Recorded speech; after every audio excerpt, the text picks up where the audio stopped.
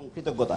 এবং আপনারা সাংবাদিক বন্ধুরা এবং আপনারা যারা এখানে কাজ করছেন লোকালি, আপনারাও এই বিষয়টাতে অত্যন্ত উদ্বেগ এবং উৎকণ্ঠার সাথে মানুষের আশা আকাঙ্ক্ষাকে ধারণ করে কাজ করার জন্য চেষ্টা করেছেন আমাদের সাথে কাঁধে কাঁধ মিলে।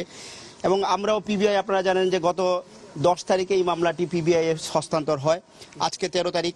এর মধ্যেই আমরা মূলত ঘটনার মূল নায়ক, 14 তারিখ, 4 দিনের মধ্যে আমাদের ঘটনার যারা মূল নায়ক, ঘটনাকে যারা ঘটিয়েছেন তাদেরকে আইনের হাতে আমরা সুপর্দ করেছি। এইখানে এখন যেটি হয়েছে, আমরা পিবিআই হেডকোয়ার্টার্স তদন্তকারী কর্মকর্তার তদন্তের ভিত্তিতে আমরা শুধু তাদেরকে গ্রেপ্তারে সহায়তা করেছি এবং তদন্তকারী কর্মকর্তা আইনের মধ্যে থেকেই বিজ্ঞ আদালতে উপস্থাপন করেছেন।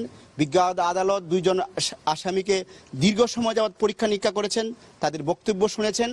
পরবর্তীতে তাদেরকে, যেটা আপনারা জানেন যে সিআরপিসির 164 দ্বারা একটা জবানবন্দি দিতে হয় ম্যাজিস্ট্রেট মহোদয়ের কাছে, এই 2 জন আসামি তারা স্বতঃস্ফূর্তভাবেই বিজ্ঞ আদালতের কাছে তাদের বক্তব্য উপস্থাপন করেছেন। বক্তব্যে পুরো বিষয়টাই তারা খুলাসা করেছেন।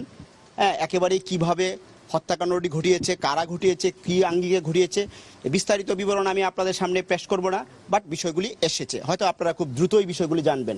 তদন্তকারী কর্মকর্তা এবং সংশ্লিষ্ট এখানকার যে পিবিআই কর্মকর্তা রয়েছেন তারা আপনাকে সংশ্লিষ্ট সময় এবং বা সময় তাদেরকে আপনাদেরকে অবগত করবেন। তো এটাই আমাদের থেকে বক্তব্য এবং আপনাদের প্রতি আবারও অনেক কৃতজ্ঞতা এবং ধন্যবাদ আমাদেরকে সহযোগিতা করার জন্য। এই 2 জনের যে অপরাধ স্বীকার করেছেন, এই 2 জন যে অপরাধটা স্বীকার করেছেন সেটা একটু বলেন। তারা অপরাধ স্বীকার করেছেন, তারা এই হত্যাকাণ্ড ঘটিয়েছেন, তারা সরাসরি সংশ্লিষ্ট ছিল এখানে কয়েকজন এবং পরিকল্পনায় অংশগ্রহণ করেছেন, তারা জেলখানা থেকে হুকুম পেয়েছেন। এই বিষয়গুলি বিস্তারিত বিবরণ আসছে। আমি এর বাইরে আর আপাতত তদন্তের স্বার্থে আমরা ডাইভালজ করতে চাই না, কারণ এখানে আরো অনেক সংশ্লিষ্ট ব্যক্তিজন রয়েছেন, তাদেরকে আমরা দ্রুত আইনের আওতায় এনে আইনের কাছে সুপর্দ করবো, তারপরে বিষয়টা আরো স্পষ্ট করা হবে। এই নামগুলি আমরা তদন্তের স্বার্থে এই মুহূর্তে বলতে চাই না, বিকজ তারা নট ইয়েট অ্যারেস্টেড।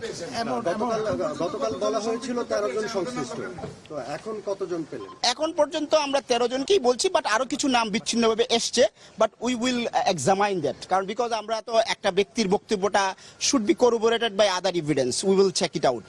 তখন হয়তো আমরা বলতে পারবো যে অ্যাকচুয়ালি তাদেরকে আমরা গ্রেপ্তারের দিকে যাবো কিনা। একেবারেই তদন্তকারী কর্মকর্তার এটা একটা জুরিডিকশন আমরা মনে করি। আচ্ছা, একটু যদি বলেন যে জেলখানা থেকে যে তারা যে নির্দেশটা পেয়েছে স্পেসিফিক ডেটগুলো যদি একটু বলেন।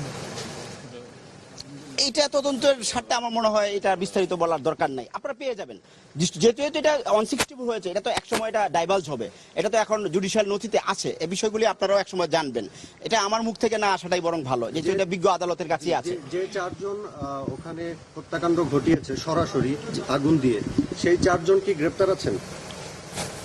4 জনের সকলকে আমরা গ্রেপ্তার করতে পারিনি, বাট মানে আমার মনে হয় যে আমরা 2 জনকে আমরা গ্রেপ্তার করেছি, আরেকজনকে আমরা গ্রেপ্তারের, আর 2 জনকে গ্রেপ্তারের জন্য আমাদের অভিযান অব্যাহত আছে। যে কোনো সময় আপনাদেরকে একটা ভালো নিউজ দিতে পারবো আশা করি। Thank you. আমার মনে হয় আর অনেক ধন্যবাদ আপনাদের। আপনার পরিচয়টা একটু বলবেন। আমার নাম তাহিরুল হক চৌহান, আমি অতিরিক্ত পুলিশ সুপার। আমি কাজ করি Dhaka PBI special investigation and operation, একটা ইউনিট আছে আমাদের,